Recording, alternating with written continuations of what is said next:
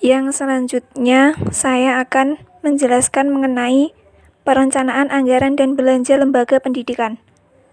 Perencanaan pendidikan adalah suatu usaha melihat ke masa depan dalam menentukan kebijakan, prioritas, dan biaya pendidikan dengan mempertimbangkan kenyataan-kenyataan yang ada dalam bidang ekonomi, sosial, dan politik untuk mengembangkan potensi sistem pendidikan nasional.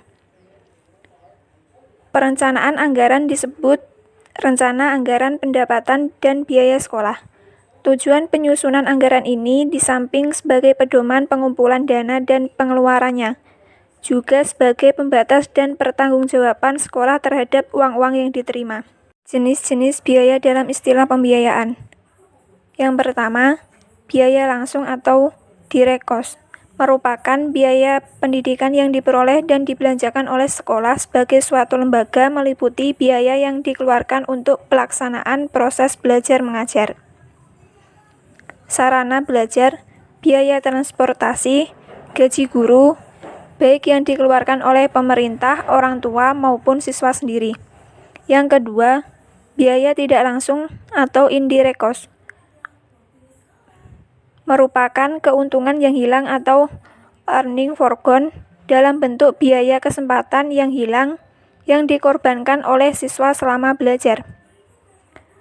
Berdasarkan sifatnya, pengeluaran dikelompokkan menjadi dua, yaitu pengeluaran yang bersifat rutin, misalnya pengeluaran pelaksanaan pelajaran, pengeluaran tata usaha sekolah, pemeliharaan sarana dan prasarana sekolah, kesejahteraan pegawai, administrasi, pembinaan teknis, edukatif, dan pendataan. Pengeluaran yang bersifat tidak rutin atau pembangunan. Contohnya, pembangunan gedung, pengadaan kendaraan dinas, dan lain sebagainya. Yang selanjutnya yaitu pelaksanaan anggaran pendidikan. Dalam melaksanakan anggaran pendidikan, hal yang perlu dilakukan adalah kegiatan membukukan atau accounting. Pembukuan mencakup dua hal, yaitu pengurusan yang menyangkut kewenangan menentukan kebijakan, menerima atau mengeluarkan uang, serta tindak lanjutnya, yakni menerima, menyimpan, dan mengeluarkan uang. Komponen-komponen yang perlu dibiayai dengan menggunakan uang dari dana belajar meliputi honorium untuk pemimpin atau penanggung jawab edukatif, honorium untuk sumber belajar, honorium untuk pemimpin umum lembaga Diklusmas, honorium untuk pinata usaha dan pembantu-pembantunya,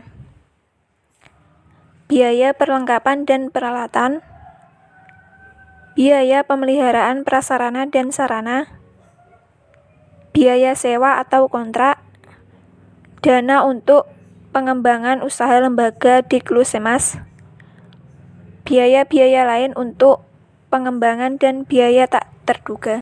Untuk melaksanakan tugas-tugas tersebut, seorang pengelola keuangan harus mengetahui 4 aspek.